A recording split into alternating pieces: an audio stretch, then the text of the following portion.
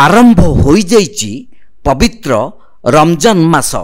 एही रमजान मास उपलक्षे युवनेता ज्योति प्रकाश महांती नेतृत्व में पुराणा बजार स्थित रॉयल पैलेस पुराणा बजार ठारे एक इफ्तियार पार्टी अनुष्ठित हो जाइछि। एही पवित्र रमजान मासटी हेउछि मुस्लिम संप्रदाय मध्यरे एक दान धर्म और पुण्यर मास।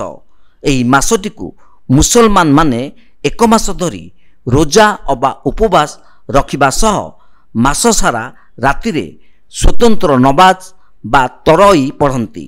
सेहीपरि आज युवनेता ज्योति प्रकाश महांती द्वारा भद्रक पुराणा बजार रॉयल पैलेस ठारे एक इफ्तियार पार्टी आयोजित हो जाइछि।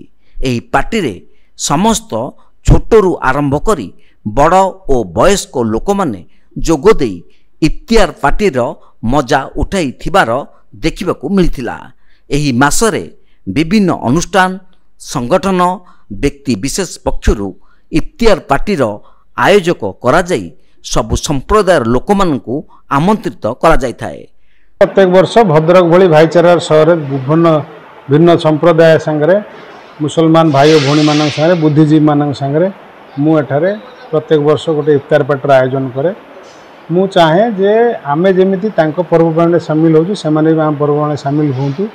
आ मोर उद्देश्य है महत भद्रक रे एई भली जदि भाईचारा बजाय रहिबो ताले भद्रक निश्चित भाव आगु जीवो एतरे संदेह नहीं।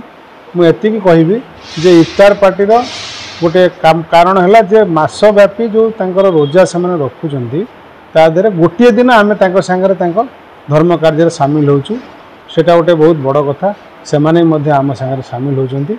यही मोर मुख्य उद्देश्य जे भद्रक रे ए परंपराटा बजाय रहो समस्ते सम्मान रे रुहंतु मिलमिशि रुहंतु। भद्रक रु पुनील कुमार सामंत को रिपोर्ट तीर्थक्षेत्र लाइव।